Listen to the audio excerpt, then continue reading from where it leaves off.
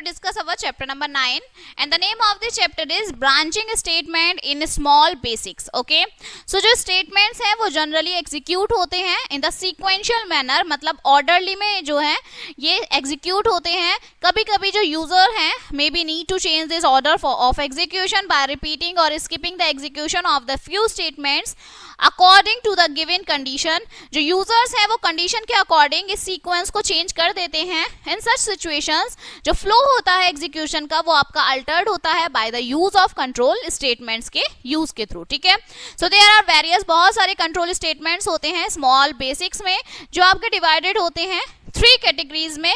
First is branching, looping and सब routines. Okay, सो सबसे पहले आपका आता है ब्रांचिंग स्टेटमेंट. हम इस चैप्टर में ब्रांचिंग स्टेटमेंट्स ही लर्न करेंगे. So branching statements in small basics. Sometimes we might want a program to perform different functions under different conditions. हम प्रोग्राम बनाते हैं तो हम अलग अलग कंडीशंस का यूज करते हैं. हम ब्रांचिंग स्टेटमेंट का यूज करते हैं कुछ केसेस में. The if statement is one such conditional statement. जो आपका इफ कंडीशन है, इफ स्टेटमेंट है, वो आपका कंडीशनल स्टेटमेंट होता है जिसमें हम कंडीशन देते हैं. क्लियर? सो जिसे आप कंडीशनल स्टेटमेंट भी बोलते हैं. ब्रांचिंग स्टेटमेंट जो होता है प्रोग्राम में वो स्पेसिफाई कराता है एक एक्शन को जो लिया जाता है when a condition is made, जब हम उसे कंडीशन देते हैं. It has various formats which we discuss one by one in the page that follow. इसके अलग अलग स्टेटमेंट्स होते हैं. सबसे पहले होता है आपका इफ देन स्टेटमेंट.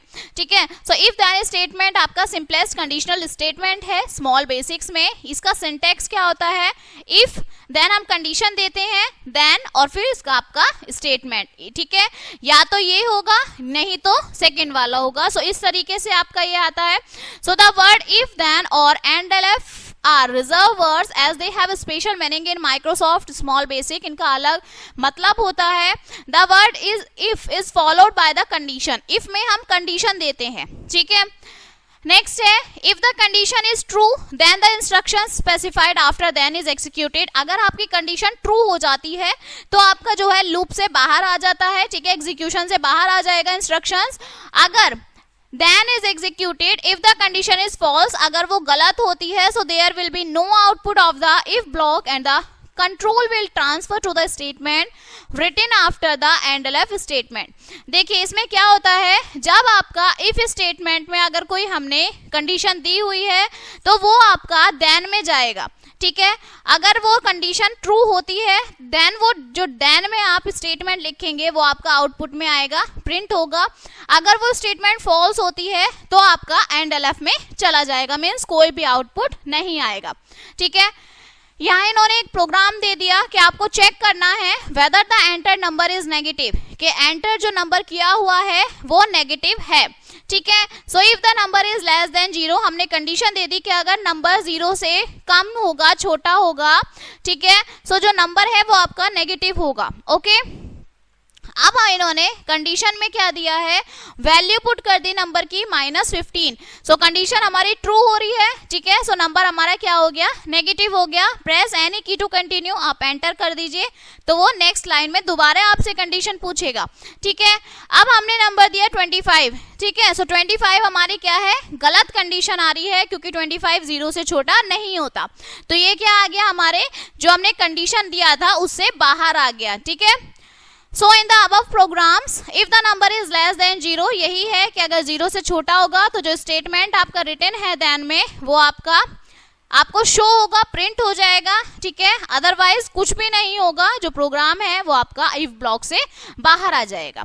ठीक है, ऐसे ही सेकंड नंबर है ये आपका कि नंबर इज इवन. अगर वो इवन है नंबर तो आपका नंबर इवन ये आपको प्रिंट हो जाना चाहिए, और अगर नहीं है तो आपका वो लूप से बाहर आ जाना चाहिए. ठीक है, सेम ऐसी है. इन्होंने नंबर 2 दिया कि number 2 is divisible by 2. Yes, वो डिविजिबल होता है, सो आपका नंबर इवन है. Number 2, okay, if the number is not divisible bye 2, number इन्होंने 67 दिया, 67 2 से डिवाइड नहीं होता तो वो आपका कुछ भी आउटपुट शो नहीं करेगा. इसके बाद आता है if then else statement. It is also known as bidirectional two way decision making statement. जैसे आपका इफ और देन वाला स्टेटमेंट था, इसमें थोड़ा सा चेंज आ जाता है, इसमें इफ और एल्स आ जाता है. ठीक है, सो ये आपका bidirectional decision making statement होता है. दी if then else statement goes a step further and also help us to specify the action to be performed in case the condition result false. अगर आपका इसमें condition result आ जाती है, इसमें statement होता है कि अगर condition false है तो वो else वाले options में block में चली जाती है. ठीक है, ये इसका syntax है. if condition फिर statement आ गया, then else और second statement, then आपका यहाँ जो है ये complete हो जाता है. ठीक है, जो आपका प्रोग्राम आप लिख रहे हैं. तो इसमें देखिए example, write a program to check whether the entered character is a vowel और अ कॉन्सोनेंट. अब ये बता रहा है कि जो आपने एंटर किए हैं वो वोवल है या कॉन्सोनेंट है. ठीक है, इफ कंडीशन दे दी कि अगर आपके ये ए ई आई ओ यू है, ठीक है, अगर आपकी कंडीशन में ए ई आई ओ यू आते हैं, सो जो एंटर्ड कैरेक्टर्स हैं वो आपके वोवल्स हैं. अगर नहीं आते हैं, ठीक है, सो एंटर कैरेक्टर आपके कॉन्सोनेंट्स हैं. अब देखिए इन्होंने ऐसे ही प्रोग्राम बनाया, कोई भी कैरेक्टर आपने लिखा ए, ठीक है, सो ए क्या आता है आपका वोवल में आता है, तो आपका प्रिंट हो गया enter character is vowel.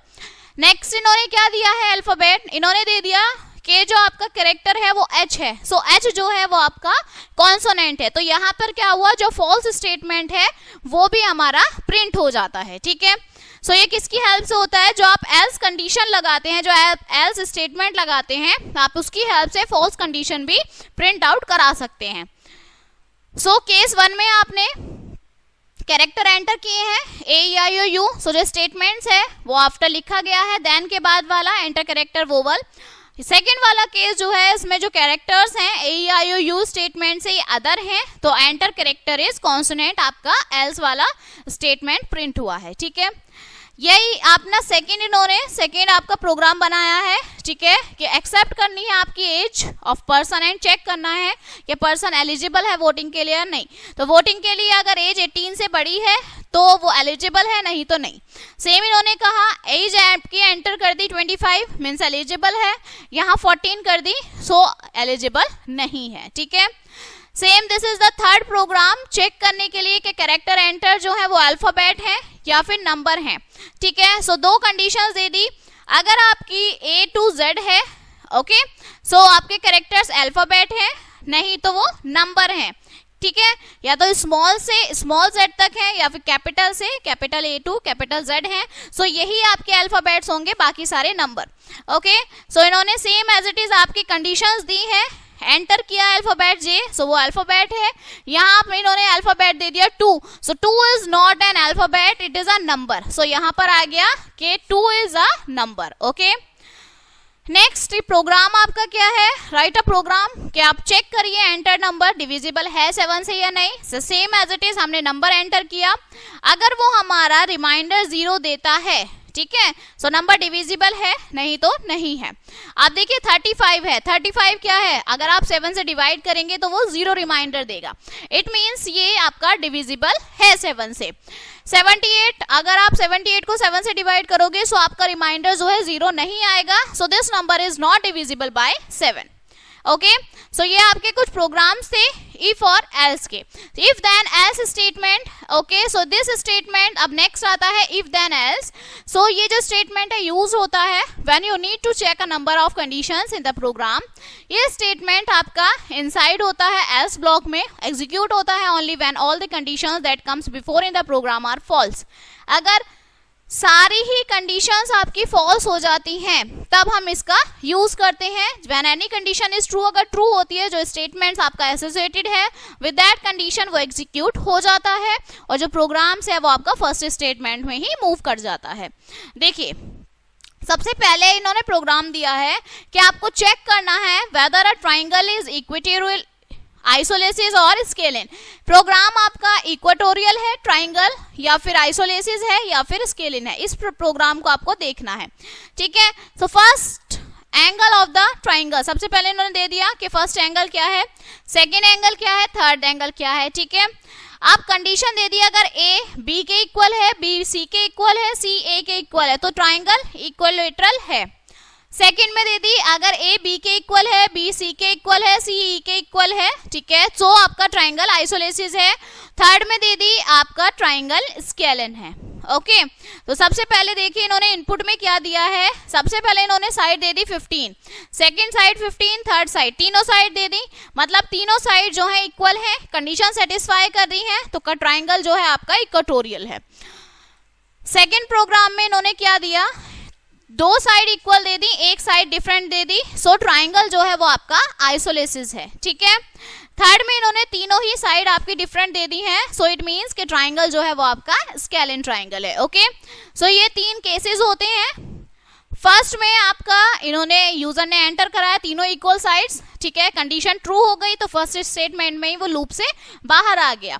Second में इन्होंने क्या कराया, दो कंडीशंस ट्रू हो रही हैं, एक फॉल्स हो रही है, तो सेकंड स्टेटमेंट में आके हमारी कंडीशन ट्रू हो रही है तो हमने सेकंड स्टेटमेंट जो है वो प्रिंट आउट करवा दिया है।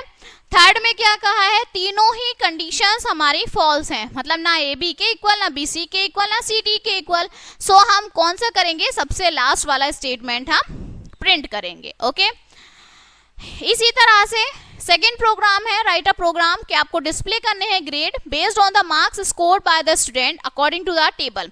टेबल के अकॉर्डिंग हमें मार्क्स जो है डिस्प्ले करने हैं। सो ये हमने यहाँ पर इफ एल्स कंडीशंस लगा दी। अब सबसे पहले हमने मार्क्स दिए 480 वाले जो मार्क्स हैं, मतलब ए पॉजिटिव वहां पे ग्रेड आएगा। फिर हमने 460 दिया तो ग्रेड हमारा क्या आया, 1 आया, ठीक है। इसी तरह से हमने मार्क्स दिए 444 तो बी ग्रेड आया, 420 बी आया, बी प्लस बी, 388 में सी आया, 316 में डी आया और सबसे लास्ट में आपका ई आया, ठीक है। सो ये आपके क्या होते हैं कि जब आप उन्हें कंडीशंस देते हैं, ठीक है। अब आता है go to statement. So go to statement आपका रिफर्ड करता है to as unconditional transfer control. ये यूज होता है ट्रांसफर करने के लिए प्रोग्राम को, जो कंट्रोल होता है एक ही स्टेटमेंट से to another in the program, ठीक है। सिंटेक्स क्या है, go to fill label, okay, मतलब go to start. So in the earlier mention statement go to transfer जो है कंट्रोल करता है to the statement with the label start से, ठीक है। हेयर जो पर्पस होता है लेबल का वो होता है to act as destination of the go to statement, कि आप उसकी डेस्टिनेशन देखते हैं। You can't assign the same name to more than one label, आप एक से ज्यादा जो है सेम नेम वहां पर असाइन नहीं कर सकते, ठीक है। सो ये आपका प्रोग्राम इन्होंने बना दिया, ठीक है, स्टार्ट करके। In the above program when the compiler जब एनकाउंटर करता है गो टू स्टेटमेंट को, जो कंट्रोल है वो ट्रांसफर हो जाता है स्टार्ट लेबल से to set up a loop. एक लूप को सेटअप करने के लिए आउटपुट जो होता है वो प्रिंट होता है infinite times as no condition is applied in the program. अगर हम कोई कंडीशन अप्लाई नहीं करते हैं सो हमारा आउटपुट बहुत सारे काफी टाइम्स बाद, ठीक है, प्रिंट होगा। ओके, सो स्टॉप करने के लिए प्रोग्राम को प्रेस कंट्रोल प्लस पॉज या ब्रेक, आपको उसको रोकने के लिए कंट्रोल के साथ पॉज या ब्रेक का की आपको प्रेस करनी होगी, कॉम्बिनेशन फ्रॉम द कीबोर्ड से, ठीक है। सबसे पहले go with if then, you can use a go to statement with if then statement, आप इफ देन के साथ इसका यूज कर सकते हैं, ठीक है। When the decision has to be made about where the program control should go next, अगर आपको पता है कि वो नेक्स्ट प्रोग्राम में क्या है, डिसीजन क्या है, गो टू जो है ट्रांसफर करता है control to the specified label में, अलाउ करता है execution of the program for a specific number of times, ठीक है। Once the condition become false, अगर कंडीशन फॉल्स हो जाती है सो जो एग्जीक्यूशन है वो रुक जाता है। इसका सिंटेक्स क्या है, सबसे पहले लेबल, फिर इस इफ कंडीशन आप यूज करेंगे इफ देन, ठीक है, देन गो टू लेबल। अब देखिए इन्होंने यहां पर आपको दे दिया है कि i की वैल्यू 1 स्टार्ट कर दिया j इंटू आई, ठीक है, मतलब j 5 इंटू 1। अब इसमें क्या है कि i जो है 1 प्लस 1 हो, i प्लस 1 हो जाएगा अगर 10 i जो है वो क्या है लेस देन और इक्वल्स टू है 10 से, ठीक है। सो ये इन्होंने प्रोग्राम बनाया और इसका इनपुट क्या आया आपका, ये 5 10 15 20 मीन्स इन्होंने 5 का टेबल राइट कर दिया, ठीक है। सो इस तरह से हम प्रोग्राम बनाते हैं। Okay, so finally this chapter is finished now. Okay, let us see the recollect of this chapter. Branching statement जो होता है प्रोग्राम में स्पेसिफाई कराता है एक्शन जो आप लेते हैं, ठीक है, अगर कंडीशन आपकी मीट करती है। If then statement simplest conditional statement होते हैं। इफ देन एल्स स्टेटमेंट को bidirectional decision making statement कहा जाता है। Okay, if then else statement use होते हैं चेक करने के लिए नंबर ऑफ कंडीशंस किसी भी प्रोग्राम में। Okay, go to statement refer करता है as an unconditional transfer control. Okay, we can use, हम यूज कर सकते हैं go to statement with if then statement के साथ, जिसमें हम डिसीजन लेते हैं व्हेन अ डिसीजन जो है is made to about from the program control should go next. ठीक है, नेक्स्ट में आपका क्या आने वाला है प्रोग्राम के अंदर, गो टू ट्रांसफर कर देता है स्पेसिफाइड लेवल को, अलाउ कर देता है एग्जीक्यूशन को of a program for specific number of times, काफी टाइम्स के लिए। ठीक है, बहुत सारे नंबर डिस्प्ले कर देता है। जब आपका once the conditional becomes false the execution is stop, जब तक वो फॉल्स नहीं हो जाती कंडीशन, जब तक वो उसे प्रिंट ही करता रहता है नंबर को। ठीक है, so finally this chapter is finish now. Okay, so thank you.